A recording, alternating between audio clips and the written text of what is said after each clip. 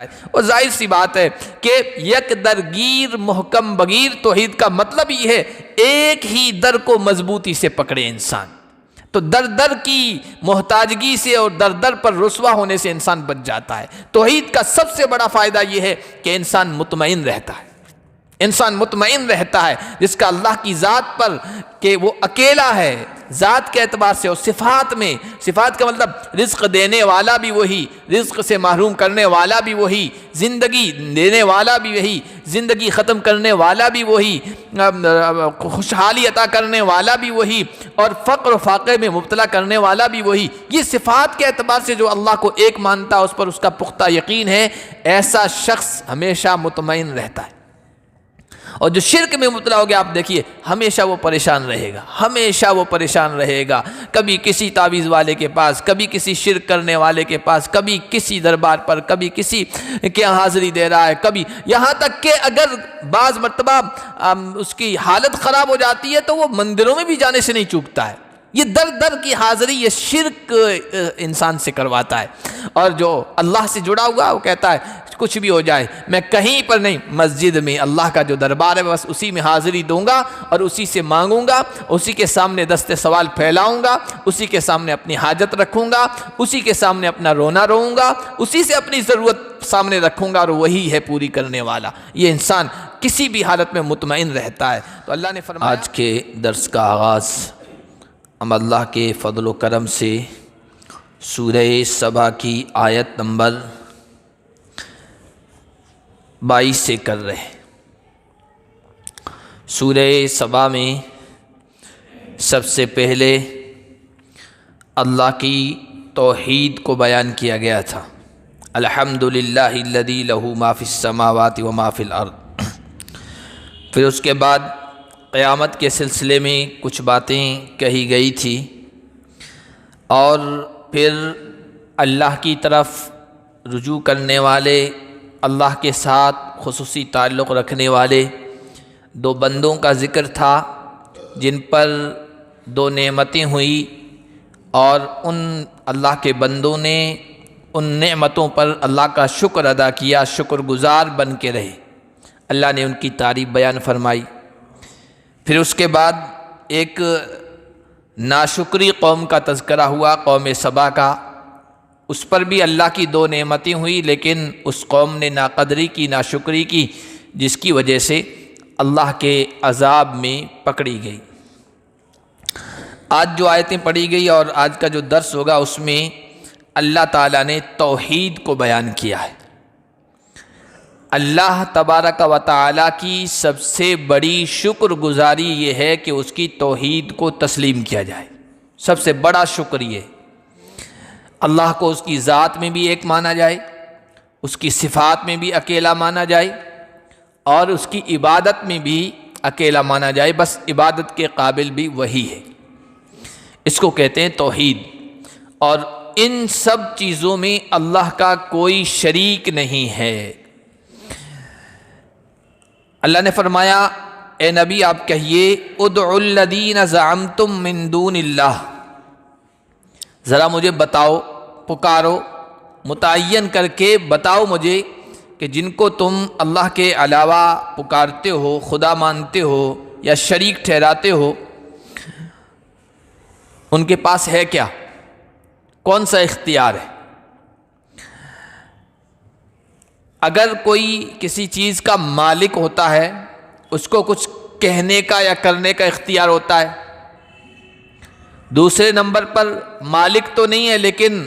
Share رکھنے والا ہے، حصے دار ہے، پارٹنرشپ میں وہ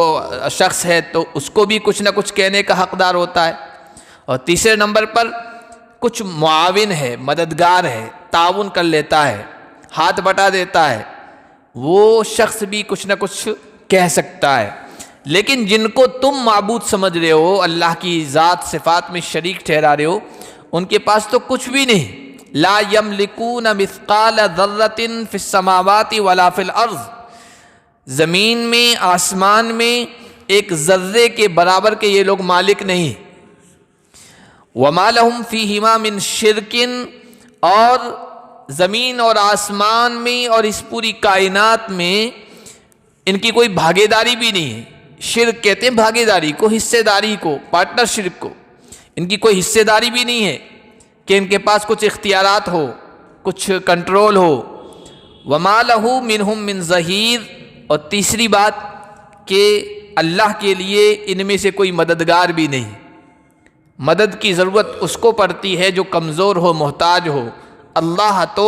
سارے اختیارات کا مالک ہے، علی کل شیء قدیر ہے، ہر نقص سے، ہر عیب سے، ہر حاجت سے، ہر ضرورت سے پاک ہے، اس کو مددگار کی بھی ضرورت نہیں۔ اس لیے جن کو تم معبود سمجھ رہے ہو یہ سب باطل ہے، یہ سب غلط ہے۔ وَلَا تَنْفَعُ الشَّفَاعَةُ عِنْدَهُ إِلَّا لِمَنْ أَذِنَ لَهُ، شرک کرنے والے شرک کرتے تھے، غیر اللہ کی پوجا کرتے تھے۔ جب ان سے کہا جاتا تھا یہ مت کرو تو یہ دلیل دیتے تھے کہ ہم ان کی پوجا اس لیے کر رہے ہیں کہ یہ ہمارے کام آئیں گے،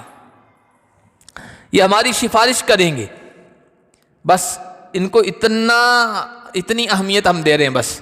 یہ اللہ کے ہاں بڑا مقام رکھتے ہیں، بڑی حیثیت رکھتے ہیں، بڑے جاہ و عزت رکھتے ہیں، اور ہمارا معاملہ پھنس گیا تو یہ نکال دیں گے۔ یہ کہتے تھے مَا نَعْبُدُهُمْ إِلَّا لِيُقَرِّبُونَا إِلَى اللَّهِ زُلْفَىٰ، ہم ان بتوں کی پوجا نہیں کرتے، ان مورتیوں کی پوجا نہیں کر رہے، ہم پوجا اس لیے کر رہے ہیں کہ ہمیں اللہ کے قریب کر دے،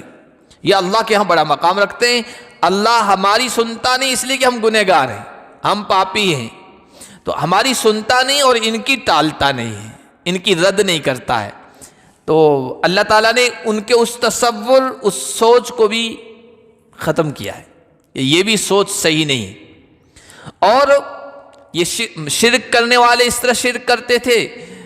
مورتی پوجا کرنے والے اس دلیل دیتے تھے، یا جہالت میں مبتلا مسلمان بھی اسی طرح کی دلیلیں دیتے ہیں، اور اللہ کے جو مقرب بندے ہیں ان کے سلسلے میں ایسا تصور کرتے ہیں ہم کچھ بھی کریں وہاں پکڑے گئے ہم ہی چھڑا لیں گے، یعنی اللہ کے مقابلے میں وہ چھڑانے کے لیے آ جائیں گے، ہم کچھ بھی کرتے رہیں۔ تو اللہ نے اس تصور کو بھی غلط کیا ہے۔ یہ دیوی دیوتاؤں کا جو تصور آیا کہ یہ ہمارے کام آئیں گے، یہ اصلاً فرشتوں سے بگڑا ہوا تصور ہے دیوی دیوتاؤں کا۔ اس لیے اللہ نے کہا وَلَا تَنْفَعُ الشَّفَاعَةُ عِنْدَهُ إِلَّا لِمَنْ أَذِنَ لَهُ، کام آنا، سفارش کرنا، تو کہا سفارش بھی اللہ کے یہاں کام نہیں آئے گی مگر اس شخص کے لیے جس کی اللہ اجازت دے دے۔ ہر شخص کے بارے میں ہر کوئی سفارش کر دے اور اس کو چھڑا لے اللہ کی پکڑ سے، گرفت سے یا جہنم سے، ایسا نہیں ہوگا۔ اور حضور علیہ الصلوۃ والسلام نے احادیث میں بار بار یہ بات کہی ہے کہ سفارش اللہ کے نیک بندوں کی، انبیاء کی، رسولوں کی، فرشتوں کی، علماء کی، حافظ کی، بچوں کی، اس کے حق میں اللہ مانے گا، تسلیم کرے گا جو توحید والا ہوگا لیکن ہوگا گنہگار، توحید والا ہوگا لیکن گناہ ہو گئے ہوں گے انسان ہونے کے ناطے سے، اس کے حق میں سفارش اللہ قبول فرمائے گا۔ اور ہر کوئی سفارش کر دے یہ نہیں، اللہ جس کو اجازت دے گا وہی سفارش کر سکے گا۔ اس لیے فرمایا کہ اللہ کے جو دربار میں مقرب ہیں، اللہ کے نزدیکی ہیں، اللہ کے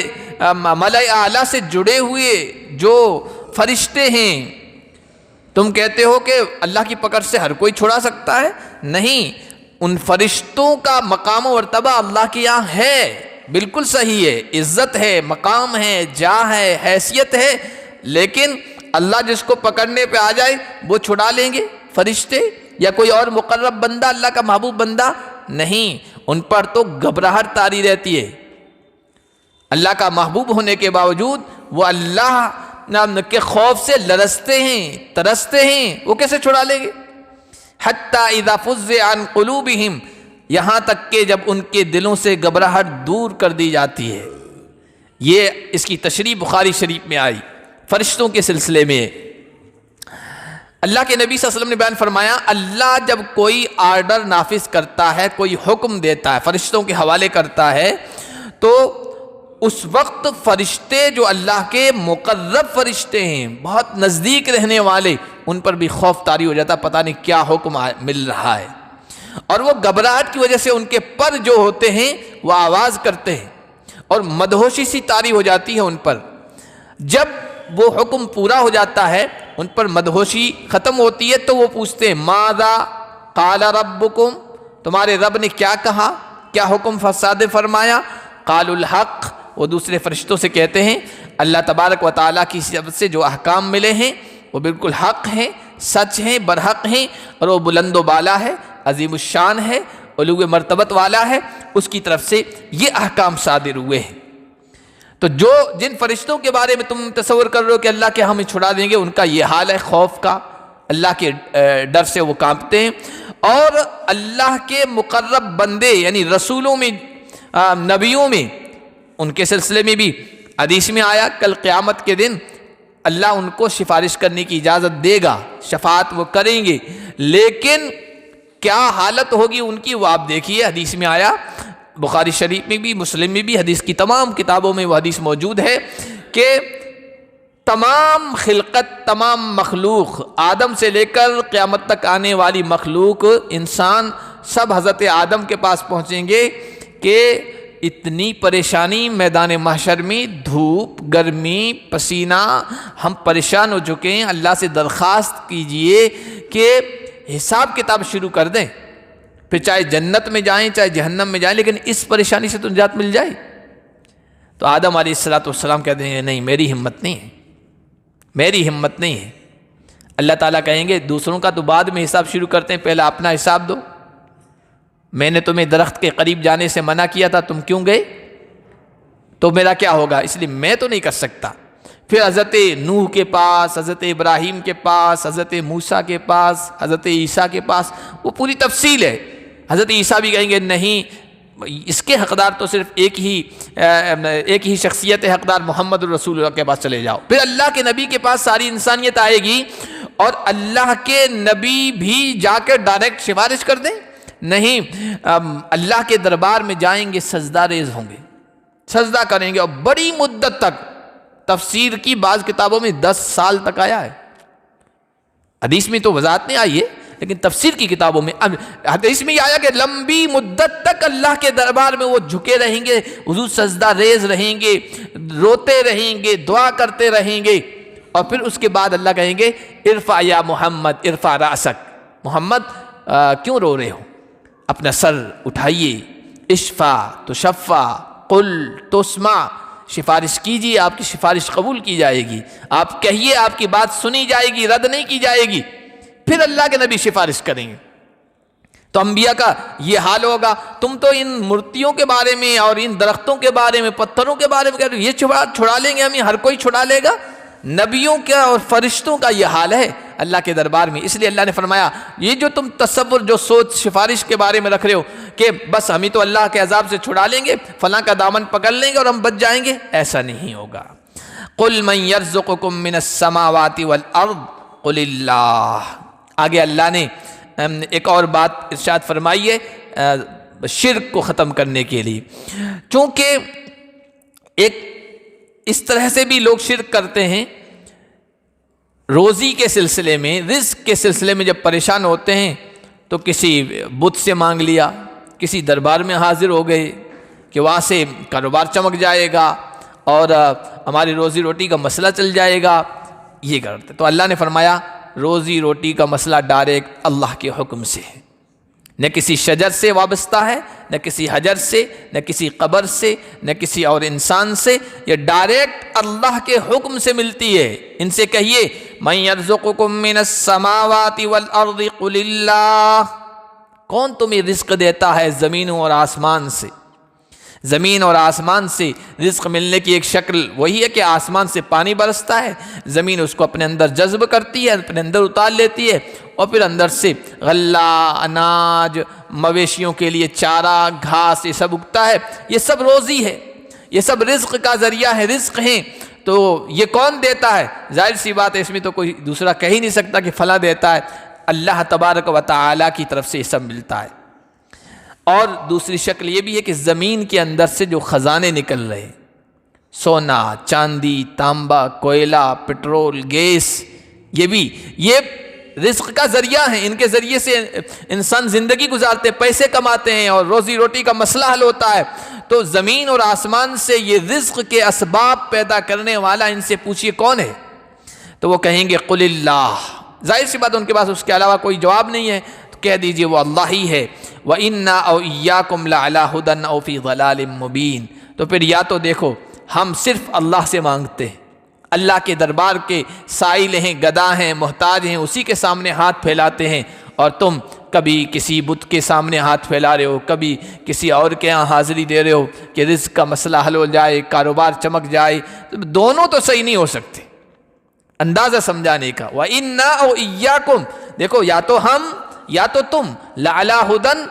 کوئی ایک ہدایت پر ہے یا گمراہی میں ہے، دونوں صحیح ہیں، ایسا نہیں ہو سکتا ہے۔ اور ظاہر سی بات ہے کہ یک درگیر محکم بغیر توحید کا مطلب یہ ہے ایک ہی در کو مضبوطی سے پکڑے انسان، تو در در کی محتاجگی سے اور در در پر رسوا ہونے سے انسان بچ جاتا ہے۔ توحید کا سب سے بڑا فائدہ یہ ہے کہ انسان مطمئن رہتا ہے، انسان مطمئن رہتا ہے، جس کا اللہ کی ذات پر کہ وہ اکیلا ہے، ذات کے اعتبار سے اور صفات میں، صفات کا مطلب رزق دینے والا بھی وہی، رزق سے محروم کرنے والا بھی وہی، زندگی دینے والا بھی وہی، زندگی ختم کرنے والا بھی وہی، خوشحالی عطا کرنے والا بھی وہی، اور فقر و فاقے میں مبتلا کرنے والا بھی وہی۔ یہ صفات کے اعتبار سے جو اللہ کو ایک مانتا ہے، اس پر اس کا پختہ یقین ہے، ایسا شخص ہمیشہ مطمئن رہتا ہے۔ اور جو شرک میں مبتلا ہو گیا، آپ دیکھیے ہمیشہ وہ پریشان رہے گا، ہمیشہ وہ پریشان رہے گا، کبھی کسی تعویذ والے کے پاس، کبھی کسی شرک کرنے والے کے پاس، کبھی کسی دربار پر، کبھی کسی کے حاضری دے رہا ہے، کبھی یہاں تک کہ اگر بعض مرتبہ اس کی حالت خراب ہو جاتی ہے تو وہ مندروں میں بھی جانے سے نہیں چوکتا ہے۔ یہ در در کی حاضری، یہ شرک انسان سے کرواتا ہے۔ اور جو اللہ سے جڑا ہوا وہ کہتا ہے کچھ بھی ہو جائے میں کہیں پر نہیں، مسجد میں اللہ کا جو دربار ہے بس اسی میں حاضری دوں گا اور اسی سے مانگوں گا، اسی کے سامنے دست سوال پھیلاؤں گا، اسی کے سامنے اپنی حاجت رکھوں گا، اسی کے سامنے اپنا رونا روؤں گا، اسی سے اپنی ضرورت سامنے رکھوں گا، اور وہی ہے پوری کرنے والا۔ یہ انسان کسی بھی حالت میں مطمئن رہتا ہے۔ تو اللہ نے فرمایا قُلْ لَا تُسْأَلُونَ عَمَّا أَجْرَمْنَا وَلَا نُسْأَلُ عَمَّا تَعْمَلُونَ۔ اوپر فرمایا بھائی دونوں باتیں تو صحیح نہیں ہو سکتی، یا تو اللہ دینے والا یا یہ دینے والے ہیں۔ ظاہر سی بات ہے یہ سب تو محتاج ہیں، یہ سب تو ضرورت مند ہیں، یہ سب دوسروں کے محتاج ہیں، تو یہ کیسے صحیح ہو سکتا ہے؟ بس اللہ ہے جو کسی کا محتاج نہیں ہے۔ اور پھر آگے کہا لا تسألون عما اجرمنا، جو کچھ ہم جرم کریں گے تمہیں نہیں پوچھا جائے گا، اور نہ ہم سے پوچھا جائے گا جو کچھ تم عمل کر رہے ہو۔ دیکھو سمجھانے کا انداز یہ دیکھیے، جب اپنی باری آئی تو اس کے لیے جرم کا لفظ استعمال کر رہے ہیں، اور سامنے والے کو سمجھا رہے تو کہہ رہے تم جو کچھ کر رہے ہو اس کے بارے میں ہمیں نہیں پوچھا جائے گا۔ یہ انداز جب ہم اختیار کرتے ہیں تو سامنے والے کا دل نرم ہوتا ہے، ورنہ ہم اپنے لیے نرم الفاظ استعمال کرتے ہیں، سامنے والے کے لیے بہت سخت الفاظ استعمال کرتے ہیں۔ تم جو شرک کر رہے ہو اور یہ مورتی پوجا کر رہے ہو اور یہ فلاں کر رہے ہو فلاں کر رہے ہو، سخت سخت الفاظ بول دیے تو وہ بدکے گا، وہ آپ کی توحید کا پیغام بھی وہ پھر سننے کے لیے تیار نہیں ہوگا۔ تو کہا کہ دیکھو اللہ کے دربار میں حاضر ہونا ہے، یہ شرک جو ہے نا یہ چھوڑ دو، اور ہمارا کام سمجھانا ہے۔ اگر ہم کوئی جرم کریں گے، گناہ کریں گے تو تمہیں نہیں پوچھا جائے گا، اور تم جو عمل کرو گے، نہیں کہ جرم کرو گے، پاپ کرو گے، گناہ کرو گے، یہ بھی نہیں کہا، تم جو عمل کرو گے اس کے بارے میں ہم سے نہیں پوچھا جائے گا۔ ہماری ذمہ داری ہے سمجھانا، ہاں سمجھایا نہیں تو ہم پوچھا جائے گا، یہ ذمہ داری تمہاری تھی لوگوں تک اللہ کا پیغام پہنچانے کی، سمجھایا کیوں نہیں؟ قُلْ يَجْمَعُ بَيْنَنَا رَبُّنَا ثُمَّ يَفْتَحُ بَيْنَنَا بِالْحَقِّ وَهُوَ الْفَتَّاحُ الْعَلِيمُ۔ آپ کہیے ہمارا رب ہمیں اکٹھا کرے گا، کل قیامت کے دن سب میدان محشر میں حاضر ہوں گے، اچھے بھی، برے بھی، صالح بھی، طالح بھی، نیک بھی، بد بھی، اور موحد بھی، مشرک بھی، مومن بھی، کافر بھی، اللہ سے مانگنے والے بھی، غیر اللہ سے دست سوال دراز کرنے والے بھی، سب کو اللہ اکٹھا کرے گا۔ ثم یفتح بیننا بالحق،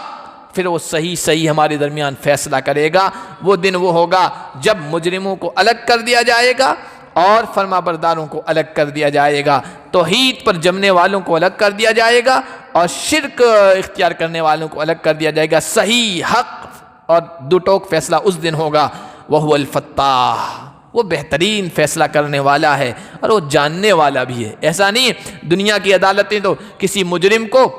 رہا کر دیتی ہے اور کوئی بیچارہ معصوم ہے اس کو گنہگار ٹھہرا کر مجرم قرار دے کر سلاخوں کے پیچھے ڈال دیتی ہے۔ ایسا نہیں ہوگا، وہ بہترین جاننے والا ہر ایک کو۔ قل ارونی الذین الحقتم بہ شرکاء کلا، آپ ان سے کہیے جن کو تم نے اللہ کا شریک ٹھہرا دیا ہے، اللہ کے ساتھ ملا دیا ہے، مجھے دکھاؤ ان کے پاس کیا ہے، کون سی قدرت ہے، کون سی طاقت ہے۔ ہرگز نہیں بتا سکتے، بل وہ اللہ ہے العزیز جو زبردست ہے، حکمت والا ہے، بس وہ اکیلا ہے جو اس ساری کائنات کو چلا رہا ہے، ساری کائنات کی تدبیر کر رہا ہے۔ یہ توحید کی باتیں ہوئی۔ اب توحید کے ساتھ رسالت، نبیوں کی نبوت اور رسالت کو بیان کیا جاتا ہے۔ اس لیے اللہ کے نبی صلی اللہ علیہ وسلم کے بارے میں کہا گیا وَمَا أَرْسَلْنَاكَ إِلَّا كَافَّةً لِلنَّاسِ بَشِيرًا وَنَذِيرًا، اے نبی ہم نے آپ کو ساری انسانیت کے لیے بھیجا ہے۔ یہ اتنی واضح بات، کیونکہ بہت سارے لوگ آج کہہ رہے ہیں کہ وہ تو عربوں کے نبی تھے، عرب کے خطے کے لیے تھے، عربی زبان جانتے تھے، پوری دنیا کے لیے تھوڑی تھی۔ ہم تو یہاں ہندوستان کے ہیں، بھارت کے ہیں، تو ہم کو یہاں کی سنسکرتی، یہاں کی تہذیب، یہاں کا کلچر، یہاں کی جو کتابیں ہیں ان کو ماننا چاہیے، ان کو تسلیم کرنا چاہیے، ان کے ذہنی غلام ہم کیوں بنیں؟ اس طرح کی باتیں کہی جاتی ہیں۔ نہیں، اللہ کے نبی صرف عرب کے خطے کے لیے نہیں تھے، کافۃ للناس، پوری دھرتی پر جہاں کہیں بھی آدم کی اولاد موجود ہے اس کے لیے رسول بنا کے بھیجے گئے ہیں۔ اور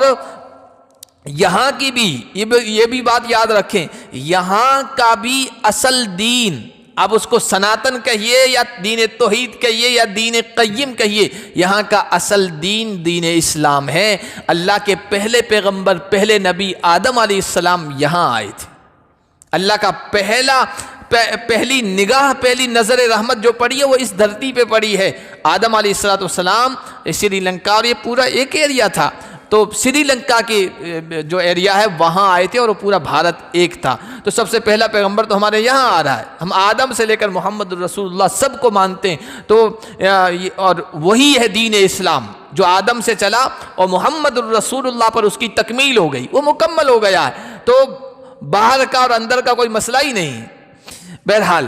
اللہ نے فرمایا سب کے لیے ہم نے آپ کو رسول بنا کر بھیجا ہے، بشیر بنا کر، نذیر بنا کر۔ جو اچھے کام کریں ان کو خوشخبری سناؤ، اللہ کے یہاں تمہارا مقام ہے، جنت ملے گی، جنت کی نعمتوں سے لطف اندوز ہوگے، اللہ کی رضا و خوشنودی ملے گی، اور جو نہیں مانے گا اس کو ڈراؤ برے انجام سے۔ لیکن اکثر الناس لا یعلمون، اکثر لوگ غور و فکر نہیں کرتے، جانتے نہیں، حق بات کو تسلیم نہیں کرتے۔ کہتے ہیں متی ھذا الوعد ان کنتم صادقین، یہ جو تم کہہ رہے ہو اللہ جمع کرے گا، پھر فیصلہ کرے گا، قیامت کا دن آئے گا، یہ وعدہ کب ہے؟ اگر تم سچے ہو تو لا کے دکھا دو۔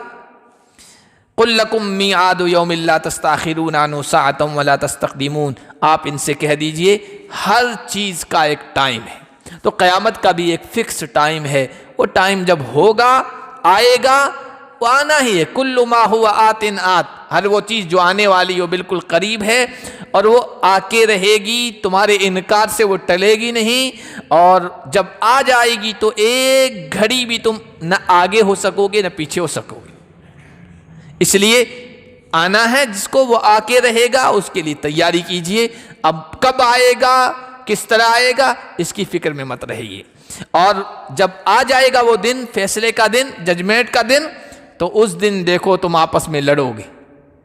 حسرت اور افسوس کرو گے، ایک دوسرے کے اوپر ذمہ داری ڈالنے کی کوشش کرو گے، اپنی ناکامی اور اپنی رسوائی کا ٹھیکرا دوسروں کے سر ڈالنے کی کوشش کرو گے۔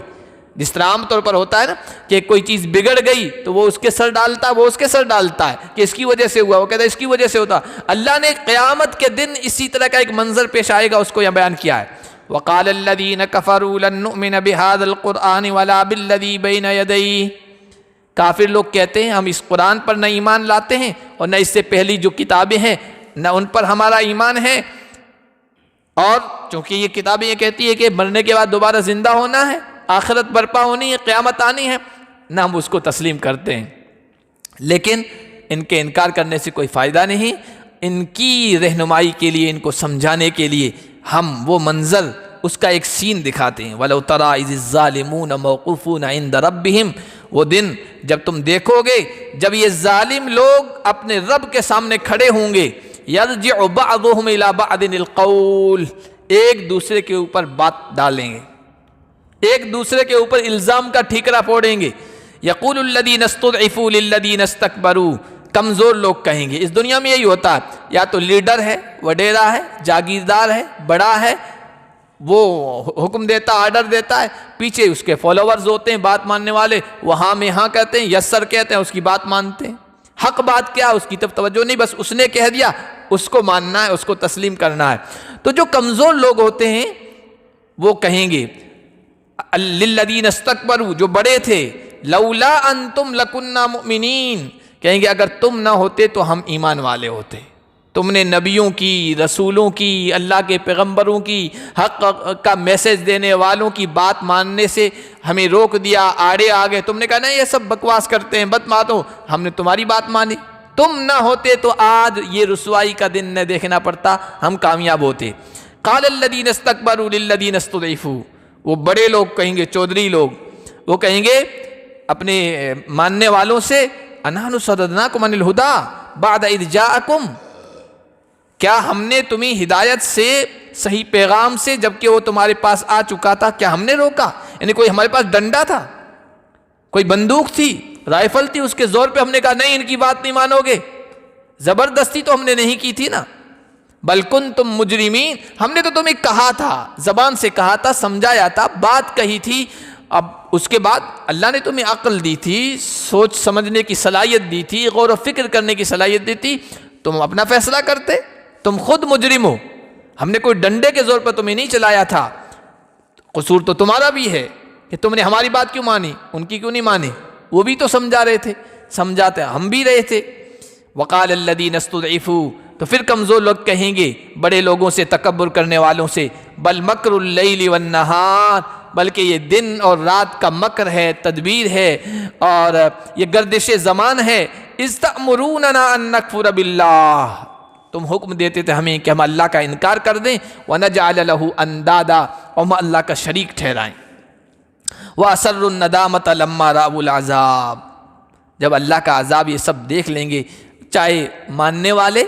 چاہے بڑے لوگ، دونوں دیکھ لیں گے کہ دونوں ہم اللہ کی گرفت سے، عذاب سے بچ نہیں سکیں گے، تو وہ ندامت کو، شرمساری کو چھپائیں گے، کیونکہ اندر سے، دل کے اندر ضمیر کی آواز یہ ہے، اندر سے یہ احساس ہے دونوں کی غلطی، ہر ایک بڑے لوگ بھی یہ کہیں گے ہماری غلطی تھی، اور چھوٹے لوگ بھی کہیں گے بھائی ان بڑے لوگوں نے زبردستی ڈنڈے کے زور پر تھوڑی منوایا تھا، انہوں نے بات کہی تھی اور ہم نے سن لی، اس کو مان لیا، نبیوں نے تو بات کہی تھی، نبیوں نے بھی تو سمجھایا تھا، ان کی بات پر ہم نے کیوں غور نہیں کیا، ان کی بات کو ہم نے کیوں نہیں مانا؟ اس لیے اندر سے جب احساس ہو جائے گا تو دوسروں کے سامنے رسوائی نہ ہو، وہ چھپائیں گے اپنی باتوں کو۔ وَجَعَلْنَا الْأَغْلَالَ فِي أَعْنَاقِ الَّذِينَ كَفَرُوا، اور جن لوگوں نے کفر کیا ان کی گردنوں میں ہم توق ڈال دیں گے، پکڑے جائیں گے، جکڑے جائیں گے، اور ان سے کہا جائے گا هَلْ يُجْزَوْنَ إِلَّا مَا كَانُوا يَعْمَلُونَ، یہ جو سزا دی جا رہی ہے، پکڑے جا رہے ہو، یہ تمہارے اپنے کرتوتوں کا یہ پھل ہے، تمہیں اسی کی جزا دی جا رہی ہے، سزا دی جا رہی ہے جو تم کیا کرتے تھے۔ وَمَا أَرْسَلْنَا فِي قَرْيَةٍ مِّن نَذِيرٍ إِلَّا قَالَ مُتْرَفُوهَا، آج سمجھانے والے سمجھا رہے ہیں لیکن تمہاری سمجھ میں نہیں آ رہا ہے، پچھلی قوموں کی تاریخ یہی رہی ہے، لوگوں کی تاریخ یہی ہے، آبادیوں کی تاریخ یہی ہے، جس بستی میں بھی ہم نے سمجھانے والا، ڈرانے والا بھیجا ہے، تو اس کے خوشحال لوگوں نے، بڑے لوگوں نے یہ کہا کہ جو کچھ تم پیغام لے کے آئے ہو ہم اس کو ٹھکراتے ہیں، اس کو نہیں مانتے ہیں، ہم اس کا انکار کرتے ہیں۔ اور چونکہ خوشحال لوگ تھے، مال تھا ان کے پاس، اولاد تھی، آج کل تو ایک عائب بن گیا نا، زیادہ اولاد ہونا شرمساری کی بات ہو گئی، کوئی پوچھے کتنے بچے ہیں تو 10 بتاتے ہوئے جو شرم آتی ہے، کیونکہ 2 والے سب ہو گئے۔ تو پہلے تو زیادہ اولاد فخر کی بات ہوتی تھی، تو وہ کہتے تھے کہ ہم تو مال والے بھی ہیں، ہم اولاد والے بھی ہیں، ہماری کنبہ بھرا ہوا پورا خاندان ہے کنبہ والا، ہمارا کون کیا بگاڑ سکتا ہے، کیونکہ کام یہی لوگ آتے تھے۔ تو اللہ تعالیٰ نے پھر ان کے اس تصور کو بھی کنڈم کیا ہے، غلط قرار دیا ہے کہ جب اللہ کی پکڑ آ جائے گی، اللہ کا فیصلہ آ جائے گا تو کثرت بھی تمہاری کام نہیں آئے گی، بڑی تعداد تمہاری کام نہیں آئے گی۔ اس کو انشاءاللہ اگلے درس میں ہم پڑھیں گے، چونکہ مشرک لوگ یہی کہتے تھے، کافر لوگ کبھی کہتے تھے یہ بت کام آ جائیں گے، کبھی کہتے تھے یہ سفارشی کام آ جائیں گے، کبھی کہتے تھے یہ کام آ جائیں گے، اور کبھی کہتے تھے اللہ کا عذاب آ گیا تو یہ دیکھو 10-15 تو ہماری اولاد ہیں، پھر بھتیجے ہیں، پھر بھانجے ہیں، پھر پوری بڑی تعداد ہے، اسے کہتے ہیں دنیا میں کام آ جاتے ہیں کہ وہاں بھی اللہ کے عذاب سے بچا لیں گے، کہ نہیں یہ بھی تمہارے کام نہیں آئیں گے۔ وما نحن بمعذبین، وہ کہتے تھے ہم عذاب میں گرفتار نہیں ہوں گے، کہ ایسا نہیں ہوگا۔ انشاءاللہ اگلے درس میں اس کی اور تفسیر ہوگی۔ اللہ پاک ہم سب کو قرآن کی باتوں پر، ہدایت پر عمل کرنے کی توفیق عطا فرمائے۔ سبحان اللہ۔